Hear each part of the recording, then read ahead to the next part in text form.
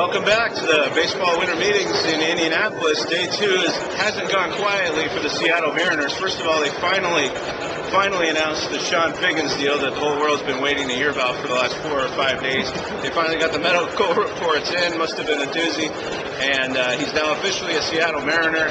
4-year contract for Chone Figgins. But the day did not go without a big surprise. Even a routine announcement on a signing everybody's thought about for 4 days did not come down without a surprise, because the Mariners aren't even saying that Chone Figgins is going to be their third baseman right now. And that's kind of a surprise, because we thought Adrian Beltre was going to go sayonara after yesterday's decision to not for him to decline arbitration with the Mariners. And now the Mariners are leaving that door open, and they're saying that Chone Figgins is going to play in the infield. I mean, a lot of people were caught by surprise in the room when Jack Zirinsek made that announcement or non-announcement. He didn't know where Chone Figgins was going to have his position, other than to say it's in the infield, because he's keeping Adrian Beltre's pending contract talks open. He wants to keep an open-ended negotiation there and leave the possibility of him returning. A lot of gasps, maybe inward gasps in the audience when that happened. A lot of people were raised eyebrows. How surprised were you? I was surprised. You know, he had raised that possibility last night when we were talking about Beltre and his future, that if he refused arbitration, declined arbitration, that they would keep talking to him, and we kind of rolled our eyes. But, No, we didn't roll our eyes. We rolled our eyes. We made funny faces. We said, sure, right, and yawned. But, he's under no obligation to say this if he didn't mean it. I mean, he doesn't have to cater to the agent or the player now. He's not their property. He declined arbitration. He could just let Adrian Beltre walk away. So the fact that he is bringing this up and clearly talking about Beltre as open negotiations leads you to believe that there is something there. And they could, for once, he's got Boris. He has Boris in their hands. Scott Boris, the agent for Adrian Beltre.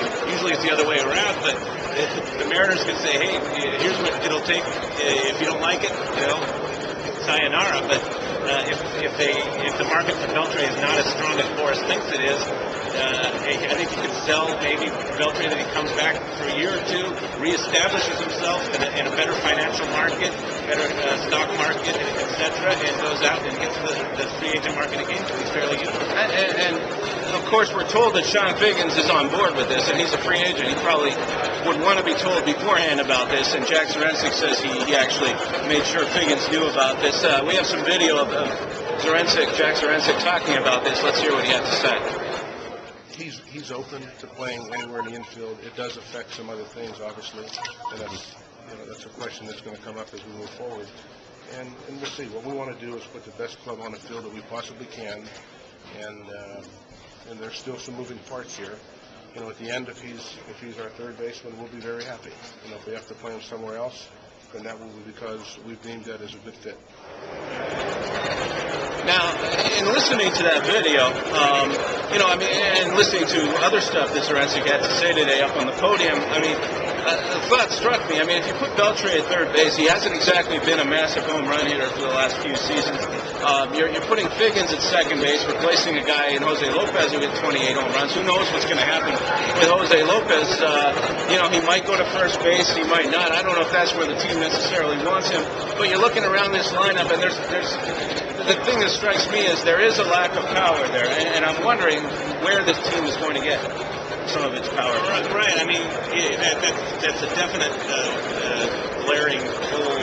But this is a team that ascribes to a lot of statistical analysis, and I think they're of the belief that the game is won by scoring more than the other team, and if that's done by defense and pitching, it's just as effective as hitting the ball out of the ballpark. And I also believe that they think that you don't need necessarily a 40 home run guy if you have a bunch of 15, 20, 25 home run guys. Lopez is a 25 home run guy. Beltre, with a healed shoulder, has proven to be a 25 to 30 homer guy. Do you think Jose Lopez is still on this team? I just can't see him playing first base for the Mariners next season. Yeah, he's definitely trade fodder, although there hasn't been one real rumor involving Jose Lopez. He could move over to first base. They have some options there as well. Russ Brandon, and although I think there was concern about his back, very concerned. Nick Johnson. But I think is, and don't forget, I think the Beltre thing is a long shot, even though the door is open. I'd say I'd put it in the long shot category. If I were to bet, I would bet that Lopez is the second baseman, not the first baseman. That's true. This is a long shot. We're talking about this as if it's already happened, and it hasn't. Jack Zduriencik actually had a few things to say about his team's power and the options that he has as far as power, and they might not necessarily be traditional options when you think of power hitting, like home run hitters. Let's hear what he had to say. Yeah, we all had the question, is get somebody with power. Certainly, we'd love to have players with power. You obviously would love to have that all over your ball club, all over your ball field. But again, this is a unique player. I think when you look at what he's going to bring to our club with Ichiro Suzuki and himself batting in the top of the order, I think that's pretty special in and of itself. I think we have this player, and we signed this player because we know what he is. He's a guy who is versatile. He's a guy that brings you something to the plate offensively that we like to do: run, steal bases, bunt, and he's a very good defensive player. Larry, in watching some of that video, though, I mean, things obviously raises all kinds of options that Zduriencik can use in different power spots, and we were starting to hear different names in the hallways mentioned today. I mean, we heard the name of Mike Cameron come back. We heard the name of Marlon Byrd come out as possible left fielders for this baseball team.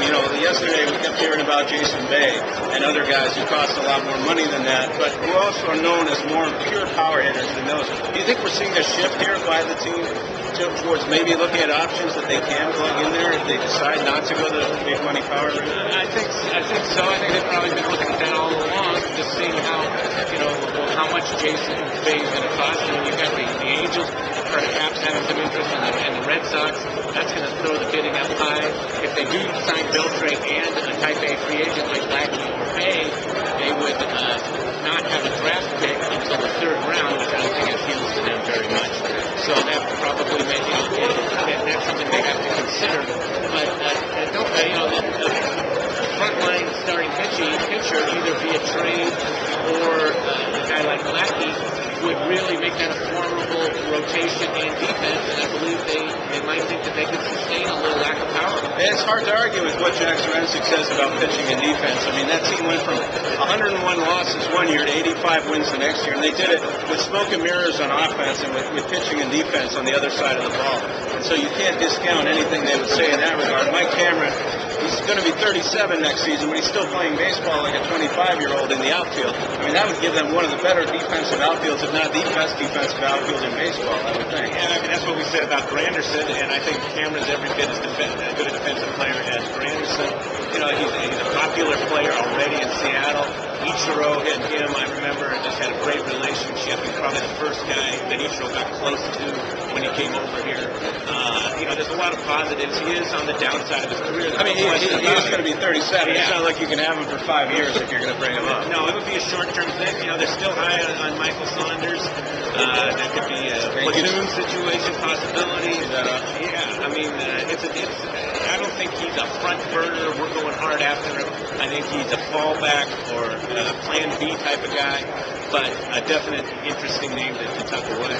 So if he's plan B, what would Milton Bradley be about plan Z? Plan Y, maybe? One thing we can tell you, Milton Bradley is not coming to Seattle. Forget that rumor. That was a rumor that was put out on a tweet earlier today. It was sounding great. Milton Bradley coming to Seattle, Carlos Silva going to Chicago. Only problem is it's not going to happen. It does. I mean, there's symmetry there. There's odd symmetry. You could make a reasonable case for that, but the Mariners are about, under Wakamatsu, they like high character guys. Milton Bradley has had his issues. I just don't think they want to bring that into the clubhouse and mess up what was such a cohesive clubhouse last year, such a big part of their success. And I don't think they want to mess up the character either. They got enough characters right here. And then we're going to end on that happy note. I'd like to thank you all for tuning in. Please stay tuned to the blog. We're going to have more updates throughout the winter meetings. And for now, I'm just going to say goodbye. This is Geoff Baker of the Seattle Times, along with colleague Larry Stone.